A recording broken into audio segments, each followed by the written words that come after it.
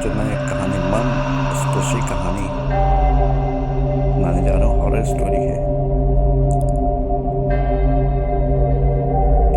ये जब कोरोना का नया नया दौर शुरू हुआ था, तो मैं एक उत्तर प्रदेश के एक गांव में था। तो वहाँ पर मुझे पता चला कि एक डायन जो है लोगों को मार डालती है, और वो जिंदा डायन है। मैंने कहा जिंदा डायन? कहा कहाँ रहती है? कहता हम लोगों ने उसे भगा दिया। तो वो बिल्कुल गांव के अंतिम छोर पर जंगल के पास एक झोपड़ी बना के रहती है। हमने कहा खाती पीती कैसे होगी? करना मालूम, हो सकता है गांव में उसके कोई रिश्तेदार है, कोई जाके चुपके उसकी मदद करता हो, खाना वाना दे देता हो। हम लोग तो उसको वहाँ तक जाते में डरते। हमने कहा हमको दिखाओगे कहाँ पर है? तो कहा नहीं, हम लोग नहीं जाएंगे। तो मैंने बहुत रिक्वेस्ट किया, तो उनमें से एक ने कहा चलिए मैं आपको बताता हूँ, लेकिन दूर से बता के मैं चला आऊँगा, आपके पास रुकूंगा नहीं। मैंने कहा ठीक है, आप बता दो, बाकी रास्ता जो है हम जरा सा दिमाग में रख के लौट लेंगे आपके यहाँ फिर से। तो हुआ क्या कि मैं और वो साथ में चले। वो एक लंबा सा डंडा, भाला ही कहिए, लेके चल रहा था मेरे साथ, और टॉर्च वॉर्च था। शाम का वक्त हो गया था बहुत, और जो है ठंडक भी बहुत पड़ रही थी, बहुत घना कोहरा भी था। तो जो है मैं जब वहाँ पहुँचा तो वो तो भैया दूर से दिखा के उड़न छू हो गया, गांव लौट गया। मैं डरते डरते पहुंचा कि भाई सही में ऐसा कोई भयंकर डायन तो नहीं है जो मुझे देखते ही मार के खा जाए। तो मैंने एक झोपड़ी में एक टाट का पर्दा लगा था, उसको उठाया, अम्मा अम्मा बोला, तो देखा एक जो है करीब 70 साल की होगी हमारे ख्याल से, बिल्कुल बूढ़ी, झुर्रीदार चेहरा, बालों में शायद कभी कंघी ना की हो, उलझे सुलझे बाल, और आंखों में कीचड़, शायद नहाने को भी मौका नहीं मिलता होगा। एक फटी धोती पहने आई। कहा है बाबू? हमने कहा अम्मा मैं आपसे मिलने आया हूँ। गांव में गया तो पता चला कि आपको लोगों ने डायन बता के गांव से निकाल के बाहर कर दिया।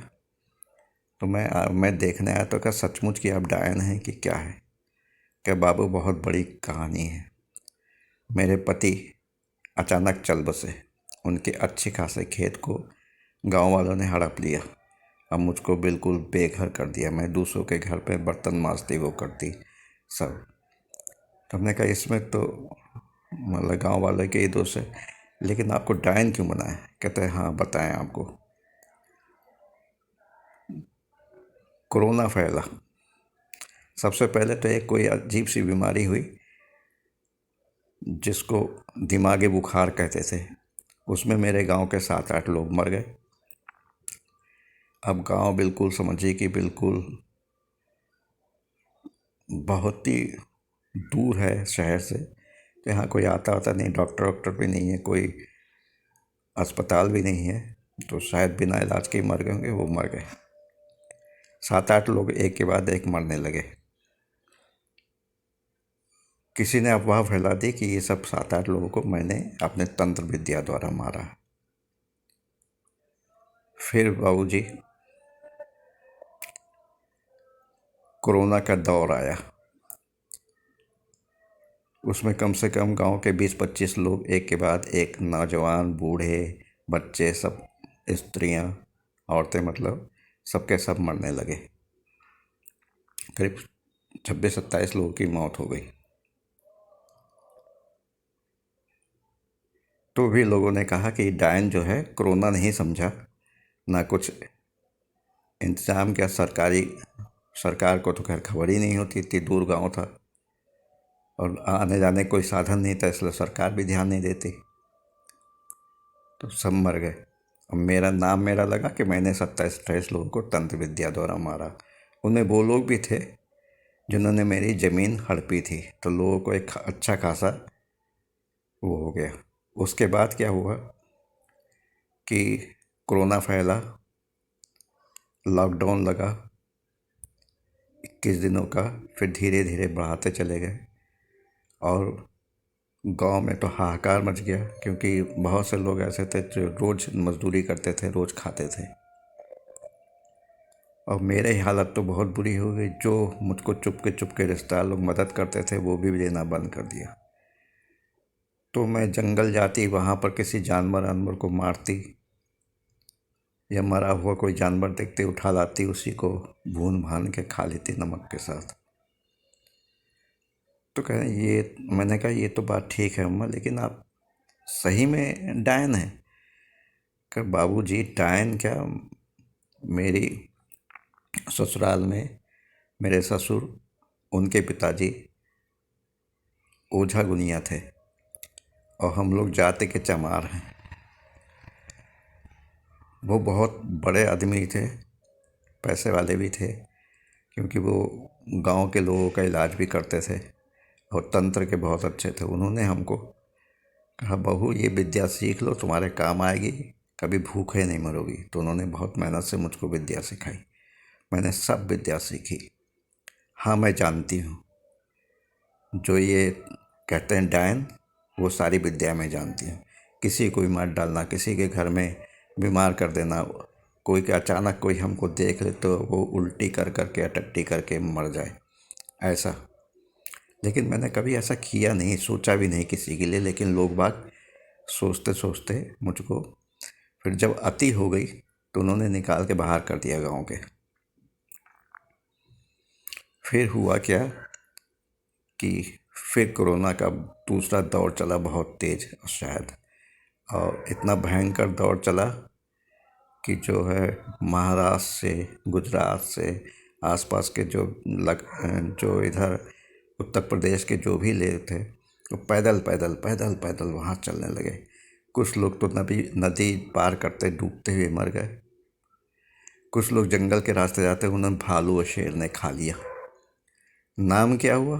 कोरोना ने मारा, नाम मेरा हुआ कि मैंने उन लोग को, इतनी दूर हैं वो भी, उसमें से वो भी आदमी थे रिश्तेदार उनके, जो कि क्या कर, जिन्होंने मेरी ज़मीन हड़पी थी। बस लोगों को बल मिल गया। फिर तो कोई ना आता। मेरे रिश्तेदारों ने भी कन्ना काटना शुरू कर दिया। मैं भूखी प्यासी जंगल के पत्ते घास फूस तोड़ के लाती खाती। कोई जानवर मिल जाता मरा हुआ, उसको, कोई छोटा मोटा जानवर होता उसको मार के पत्थरों से, और मैं उसको उठा के लाती, पकाती खाती। चिड़ियों को मारती, पत्थरों से मार मार के खाती, बगुला चिड़िया जितनी भी ऐसे ऐसे मैं से भूख मिटाती। बाबू मैं बहुत परेशान हूँ, मैं चाहूँ तो सच में इस गांव को शमशान बना दूँ। तो हमने कहा दादी आप तो इतनी बूढ़ी हैं, दादी कहूँगा आपको, तो आप कुछ करके दिखा सकती हैं कि आप सचमुच विद्या जानती हैं? कहते क्यों नहीं, जब बाहर निकल के देखो। तो हम बाहर निकले। कहते देखो वो एक गधा टहल रहा है, किसी गांव वाले का है, लेकिन इस हरामी साले, अब अभी मैं इस गधे को मार डालती मंत्रों से, आपके सामने गिरेगा मर जाएगा। उसने पता नहीं क्या किया, कोई मंत्र पढ़ा, कुछ करा, कुछ चावल लिए, कुछ उड़द की दाल ली, और जिधर गधा टहल रहा था उसकी तरफ खींच के मारा। गधा एक बार जोर से ढेंचू ढेंचू किया और मेरे आंखों के सामने गिरा और तड़पता हुआ मर गया। क्या देखा बाबू, मैं चाहूँ तो पूरे गांव को शमशान कर दूँ, लेकिन मैंने कभी ऐसा नहीं किया। इतने में खबर फैली कि फिर कोरोना बहुत तेज़ी से फैल रहा है और लॉकडाउन फिर से लगने वाला है। तो मैंने उनके पैर वैर छुए कि दादी मैं जब दोबारा लौट के आऊँगा तो कुछ ना कुछ आपके लिए, अभी तो मेरे पास धनराशि नहीं, धनराशि और कुछ खाने पीने का सामान, राशन पानी लेके आऊँगा। और उनके पैर छुए और वापस लखनऊ आ गया। जब ही कोरोना पूरी तरह ख़त्म हो गया, अभी 2-4 महीने पहले की बात है, तो मैंने सोचा एक बार दादी अम्मा का जो है हाल चाल ले लूँ और उनको कुछ राशन पानी या कोई भी चीज़ ज़रूरत हो उनको दे दूँ, बेचारी भूखी ना मरे। तो मैं गांव में गया, पूछा तो कहते बहुत दिनों से, महीनों से वो दिख नहीं रही है बूढ़ा, झोपड़ी तो वैसी है। तो मैं डरते डरते झोपड़ी में पहुंचा। अम्मा अम्मा चिल्लाया लेकिन कोई नहीं। मेरे मन में हुआ कि ज़रूर ये गांव वाले इतने सारी मौतें हुई हैं इसका जिम्मेदार समझ के उनको मार डाला होगा और जंगल वंगल में फेंक दिया होगा, तो जिससे वहाँ के जंगली जानवरों ने खा लिया होगा उनको। मेरे मन में ही आया। मैंने कहा चलो जंगल की तरफ चलते हैं, यदि सही में मर गई तो उसकी कुछ ना कुछ तो मुझको पता चलेगा ही। मैं जंगल की तरफ चला। दोपहर का वक्त था, बृहस्पतिवार का दिन था शायद। 12 बजे के बाद अचानक बहुत तेज अंधड़ से चलने लगी, और जब अंधड़ खत्म हुआ तो मैंने देखा वही बूढ़ी माँ सामने खड़ी। हमने कहा दादी आप यहाँ, मैं तो आपसे मिलने के लिए इतनी दूर से आया हूँ और आप यहाँ पर हैं, जंगल में भटक रही? कहे नहीं बेटा, मैं जंगल में भटक नहीं रही हूँ। तुम्हारे जाने के कुछ ही दिनों बाद गांव वाले आए रातों रात, मुझको उठा के और भाले से तलवार से काट कूट के, क्योंकि वो समझते थे मैंने सबको मारा है, काट कूट के मेरी लाश को उन्होंने जंगलों में फेंक दिया। तो वहाँ सियार कुत्ते और भेड़िया जो भी हो, उन्होंने नोच नोच के खाया। मैं तब से प्रेतात्मा बन के भटक रही हूँ जंगल में। मेरे डर के मारे कोई जंगल में भी नहीं आता।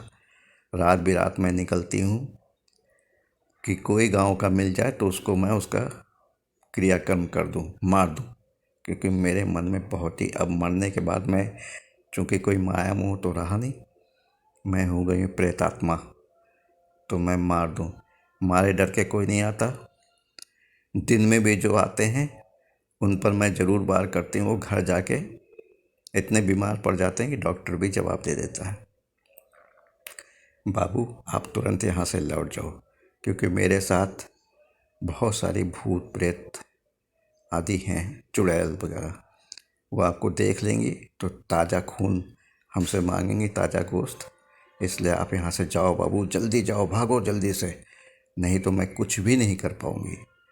मैंने जो है दूर से उनको प्रणाम किया और सीधे गांव आया, गांव से लखनऊ वापस आया। ये मेरी हॉरर स्टोरी मेरे अपने पर बीती है। मैं कहता हूँ फ़िलहाल सब लोग किसी भी निर्दोष औरत को डायन क्यों करार कर देते हैं? अरे पहले हो सकता था कि क्या कहते हैं वो तंत्र विद्या जानती है, लेकिन कभी उसने किसी प्रयोग तो नहीं किया। अब बताओ, दिमागी बुखार से लोग मरे मच्छरों के कारण, कोरोना फैला वायरस के लिए, लोग बाग उतनी दूर से महाराष्ट्र से चलते चलते नदी नालों में फांदते फूंदते आए, कुछ तो डूब कर मर गए। जो जंगल तक पहुंच भी गए, जंगलों में बाघ ने और क्या कहते हैं जितने जंगली जानवरों ने उनको मार मूर के खा लिया। उस बेचारी का क्या दोष, जो ज़बरदस्ती उसको जो है, फिर कोरोना फैला, फिर उसको जाके लोगों ने समझा, जब ज़्यादा लोग मरने लगे तो कहा ये फिर से कर रही, तो उसको तलवार से, भाले से, चाकू से गूंद गूंद के मार के उसके लाश को उठा के जंगल में फेंक दिया, जिससे जंगली जानवरों ने खा लिया। ऐसा क्यों करते हैं?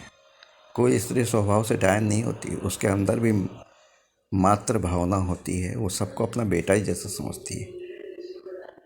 ये मैं इसलिए कहानी सुना रहा, अभी कुछ दिन पहले मुझको शायद छत्तीसगढ़ या झारखंड से एक लड़की का फ़ोन आया, पढ़ी लिखी लड़की। उसने हमको फ़ोटो भी भेजा, वो मैंने डिलीट कर दिया कि वो स्त्री डायन है। तो मुझको एकदम से अपनी बूढ़ी अम्मा की ख्याल आया और मैंने उस लड़की को हड़का लिया। मैंने आप लोग गांव वाले बिहार, छत्तीसगढ़, झारखंड, उत्तर प्रदेश में भी लोग बेचारी गरीब औरतों का जिनका कोई सहारा नहीं, तो उनको डायन बता के उनकी सब संपत्ति हड़प लेते हैं, फिर उसको जिंदा जात का जला के मार डालते हैं। वो ना वो डायन है ना कुछ है। अब मैं ये काम नहीं कर सकता। उन्होंने कहा था वो डायन हमारे पीछे पड़ी है, उनका उस लड़की का है ना डायन हमारा, और उनको सब कुछ हमारा बर्बाद कर रही है। मैंने कहा किसी अच्छे तांत्रिक से दिखलाओ। फ़िलहाल यदि मेरे लायक काम होता मैं हाँ करता, लेकिन जिंदा जात का औरत को मैं डायन बता के उसके पीछे नहीं पड़ सकता, भगवान मुझको पाप देगा इसलिए। और मैंने उसके सारे वो डिलीट कर दिए। अब मैं जो हूँ आप लोग से विदा ले रहा हूँ। नमस्कार, जय हिंद, जय भारत।